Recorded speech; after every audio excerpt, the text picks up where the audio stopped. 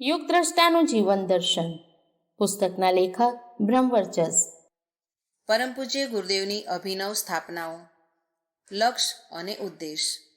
મનુષ્યમાં દેવત્વનો ઉદય, ધરતી પર સ્વર્ગનું અવતરણ, સ્વસ્થ શરીર, સ્વચ્છ મન, સભ્ય સમાજની સ્થાપના, આત્મવત સર્વભૂતેષુ વસુદેવ કુટુંબકમની ભાવનાનો વિસ્તાર, વ્યક્તિ નિર્માણ, પરિવાર નિર્માણ, સમાજ નિર્માણ, નૈતિક ક્રાંતિ, બૌદ્ધિક ક્રાંતિ, સામાજિક ક્રાંતિ, ધર્મતંત્રથી લોકશિક્ષણ, વિચાર ક્રાંતિ. યુગદ્રષ્ટાના સ્તરની અવતારી સત્તાના રૂપમાં પરમ પૂજ્ય ગુરુદેવે પોતાના 80 વર્ષના જીવનકાળમાં જેટલું કાંઈ પણ કર્યું તેનો દાખલો ક્યાંય જોવા મળતો નથી. કરોડો વ્યક્તિઓના મનોનું નિર્માણ, તેમની વિચારવાની રીતમાં ફેરફાર અને યુગ નિર્માણની પૃષ્ઠભૂમિ તૈયાર કરવાનું કાર્ય એમના જ સ્તરની સત્તા કરી શકતી હતી, જે લાખો વર્ષમાં ક્યારેક જ ધરતી પર આવે છે. તેમના દ્વારા કરવામાં આવેલી સ્થાપનાઓનો જ્યારે પ્રસંગ આવે છે ત્યારે ઈંટ, ગારો, ચૂના, સિમેન્ટથી બનેલ ભવનો પહેલાં તેમની સ્નેહ સંવેદનાથી તરબોળ મમત્વમાં સ્નાન કરીને તેમના થઈ ગયેલ લાખો વ્યક્તિ દેખાય છે, જેમણે તેમના એક ઈશારા પર પોતાનું સર્વસ્વ તેમને અર્પણ કરી દીધું. ઈસવીસન 1911માં વિક્રમ સંવત 1968માં જન્મેલ રાષ્ટ્રની આઝાદીમાં ઉન્મત્ત બનેલ શ્રીરામ મત કેવડાવતા આચાર્યશ્રીએ પહેલાં પોતાને તપાવ્યા વૈચારિક ક્રાંતિના નિર્માણનું આધારભૂત તંત્ર સ્વયં તથા પરમ વંદનીય માતાજીના રૂપે ઊભું કર્યું. અખંડ જ્યોતિ પત્રિકા પોતાની કલમથી લખી, મમત્વભરી ચિઠ્ઠીઓ તથા નાની નાની એક આનાની ચોપડીઓથી જન જનના મનને સ્પર્શ કર્યો. ત્યારે જઈને પોતાના એક લક્ષના 24 ગાયત્રી મહાપુરુષ ચરણોની પૂર્ણાહુતિ પર તેમણે ગાયત્રી તપોભૂમિ મથુરાની સ્થાપનાની વાત ઈસવીસન 1952-53માં વિચારી. સૌથી પહેલી મંત્ર દીક્ષા ત્યાં ઈસવીસન 1953માં આપી તથા એમ માનીને કે આધ્યાત્મિક આધાર બનાવ્યા વગર મનોભૂમિમાં ભાવનાઓના સ્તરે ફેરફાર લાવવાથી કોઈ ક્રાંતિ સફળ થઈ શકતી નથી. ધીમો ખોરાક આપી દરેક વ્યક્તિને ગાયત્રી તથા યજ્ઞના તત્વદર્શનથી જોડતા ગયા.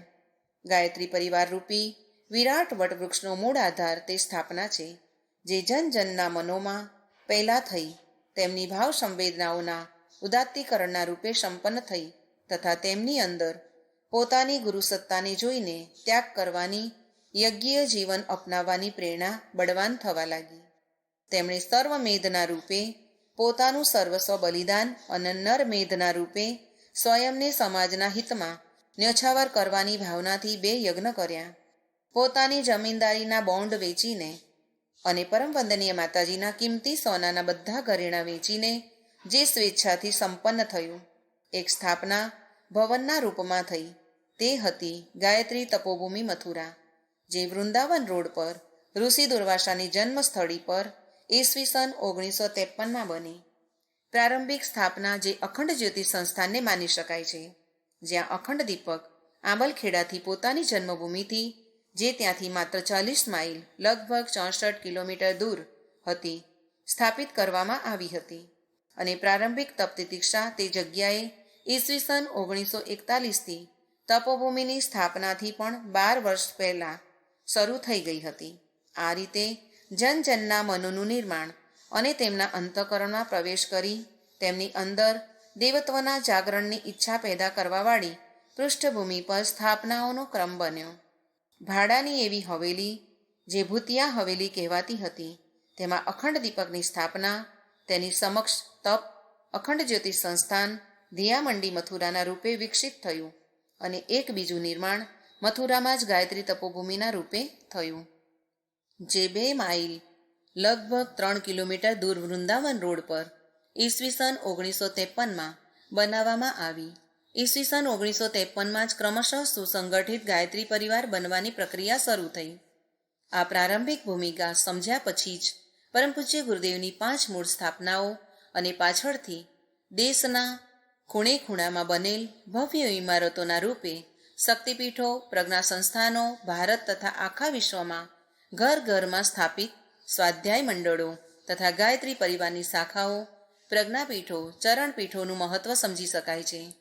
નહીતર જેમ બીજા આશ્રમ બને છે એવા એના પર વર્ણન કરી શકાતા હતા, તથા આ કહી શકાતું હતું કે આ વૈભવપૂર્ણ સ્થાપનાઓ પૂજ્યવરે કરી તેમાં જો પ્રાણ ફૂંકાયા હોય, પ્રાણવાન વ્યક્તિ ત્યાં રહેતી હોય તથા તે શક્તિના મહા અવસાન પછી સતત તે દિશામાં ચાલી રહી હોય તો માનવું જોઈએ કે પ્રારંભિક પુરુષાર્થ જે કર્યો તે ઔચિત્યપૂર્ણ હતો.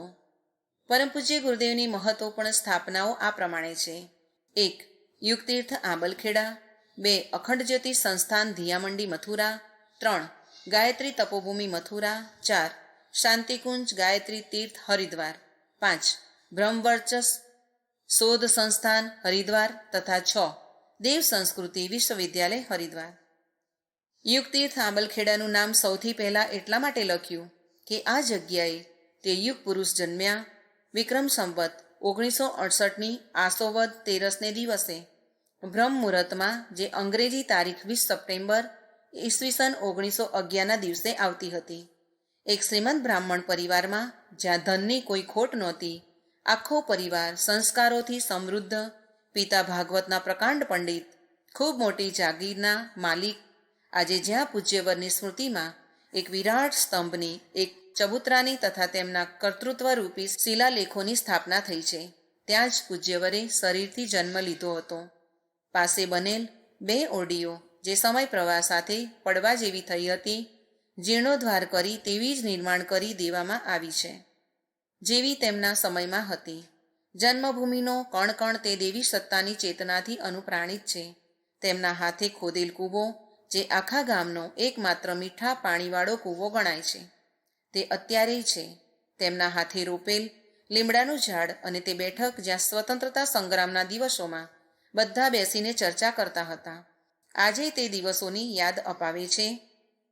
પાસે જે 2 ઓરડીઓ છે, જેમાંથી એક ઓરડીમાં તે સ્થાન છે જ્યાં દીપકના પ્રકાશમાંથી સૂક્ષ્મ શરીરધારી ગુરુસત્તા પ્રગટ થઈ હતી, તથા જેણે તેમના જીવનની દિશાધારાનું ઈસવીસન 1926 પછીના ક્રમનું નિર્ધારણ કરી દીધું હતું. આ બધું જોઈને મસ્તિષ્ક પટલ પર તે દ્રશ્ય ઉભરી આવે છે, જે ગુરુસત્તાએ ક્યારેય જોયું હતું તથા જે ગાયત્રી પરિવારની સ્થાપનાનો મૂળ આધાર બન્યું.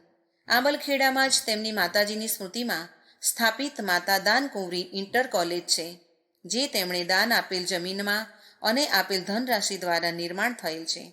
ઈસવીસન 1963થી ચાલી રહેલ આ ઇન્ટર કોલેજથી કેટલાય મેધાવી વિદ્યાર્થીઓ નીકળીને આત્મનિર્ભર બન્યા છે તથા ઉચ્ચ પદો પર પહોંચ્યા છે. ઈસવીસન 1979-80માં ગાયત્રી શક્તિપીઠ અને કન્યા ઇન્ટર કોલેજની સ્થાપનાના તાણાવાણા વણાવા લાગ્યા, જે અત્યારે એક વિશાળ શક્તિપીઠ તથા આજુબાજુમાં 200 ગામડાની બાલિકાઓના ભણાવવાની વ્યવસ્થા કરનારા, તેમને સુનિશ્ચિત સંસ્કારવાન, આત્માવલંબી બનાવનારા કન્યા મહાવિદ્યાલયનું રૂપ લઈ ચૂક્યું છે. પ્રથમ પૂર્ણાહુતિ નિમિત્તે આ ભૂમિ, જે શક્તિપીઠ જન્મભૂમિ ગ્રામીણ ક્ષેત્રની ચારેય બાજુ છે, એટલા માટે પસંદ કરવામાં આવી કે અહીંયાથી ઉદ્ભવેલ પ્રાણ ઉર્જાથી અહીં આવનાર દરેક સંકલ્પિત સાધક અનુપ્રાણિત થઈને જાય તથા રાષ્ટ્રના નવનિર્માણની સાંસ્કૃતિક ભાવનાત્મક ક્રાંતિની પૃષ્ઠભૂમિ રાખી શકે. અહીં પૂજ્યવર ઈસવીસન 1936-37 સુધી જ રહ્યા. કેટલાક દિવસ આગ્રા રહીને ઈસવીસન 1940-41માં મથુરા ચાલ્યા ગયા, જ્યાં 2-3 મકાન બદલ્યા પછી વર્તમાન મકાન ભાડે લીધું, જેને આજે અખંડ જ્યોતિ સંસ્થાન કહે છે.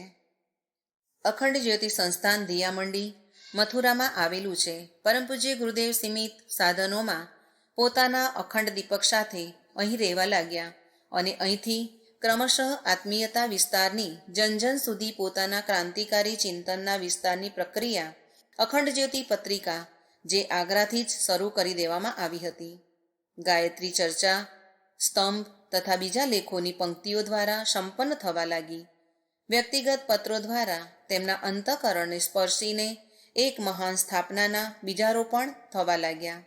અહીંયા અગણિત દુઃખી તણાવગ્રસ્ત વ્યક્તિઓએ આવીને તેમના સ્પર્શથી નવા પ્રાણ મેળવ્યા તથા તેમને તથા પરમ વંદનીય માતાજીના હાથે ભોજન પ્રસાદ મેળવીને તેમના પોતાના થતા ચાલ્યા ગયા.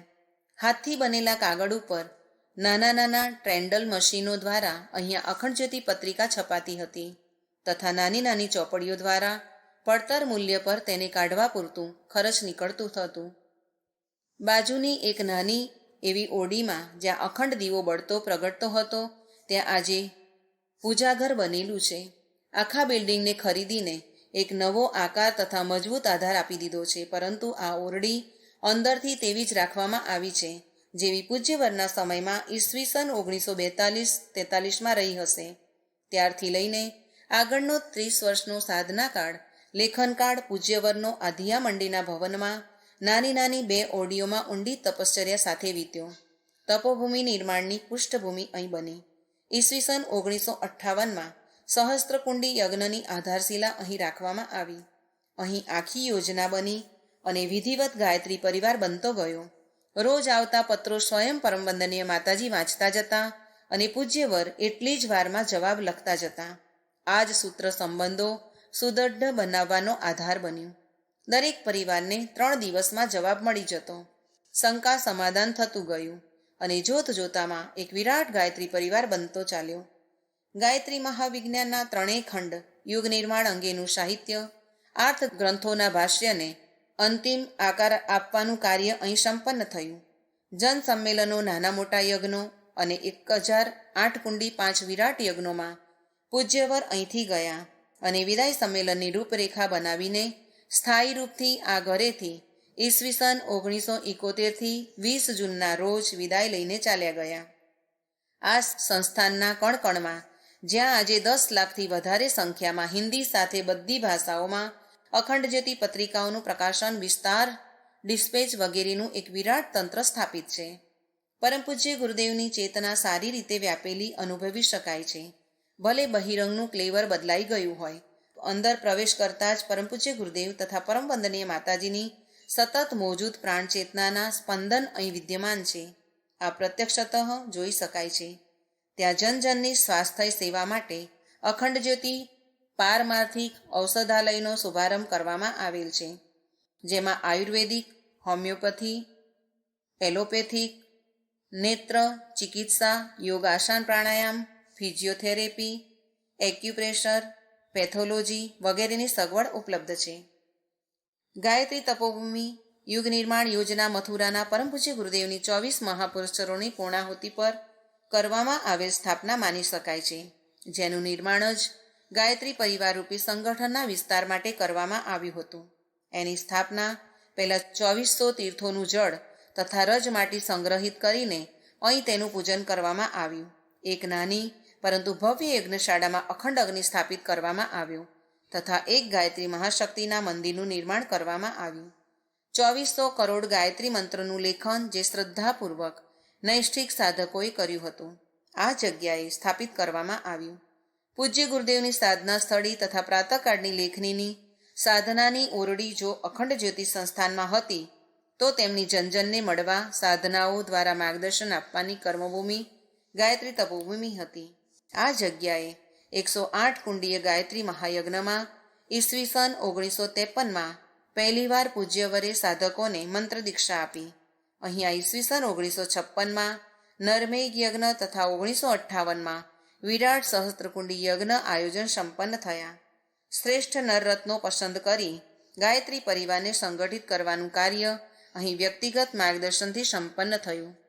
હિમાલય પ્રવાસથી પાછા ફરીને પૂજ્ય આચાર્યશ્રીએ યુગ નિર્માણ યોજનાના 100 સૂત્રી કાર્યક્રમ અને સત્સંકલ્પ તથા યુગ નિર્માણ વિદ્યાલયના એક સ્વાવલંબન પ્રધાન શિક્ષણ આપનાર તંત્ર શરૂ થવાની જાહેરાત કરી.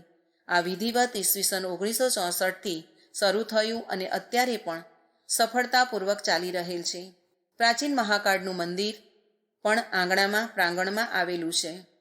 નિઃશુલ્ક સંસ્કાર વ્યવસ્થા, આવાસ વ્યવસ્થા અને સાધના સત્રોના આયોજન સતત કરવામાં આવે છે. જે ઓરડામાં પરમ પૂજ્ય ગુરુદેવ બધાને મળતા હતા, અત્યારે પણ અહીં જોઈ શકાય છે. પરમ પૂજ્ય ગુરુદેવની ઈસવીસન 1971ની વિદાય પછી અહીં ભવ્ય નિર્માણ થઈ ગયું છે, પરંતુ કણકણમાં તેમની પ્રાણ ચેતનાના દર્શન કરી શકાય છે. વિરાટ પ્રજ્ઞાનગર યુગ નિર્માણ વિદ્યાલય સાહિત્યના છાપકામ નિમિત્તે મોટા ઓફસેટ મશીનો તથા યુગ નિર્માણ સાહિત્ય જે પૂજ્યવરે જિંદગીભર લખ્યું તેનું વિતરણ વિસ્તાર તંત્ર અહીં જોઈ શકાય છે.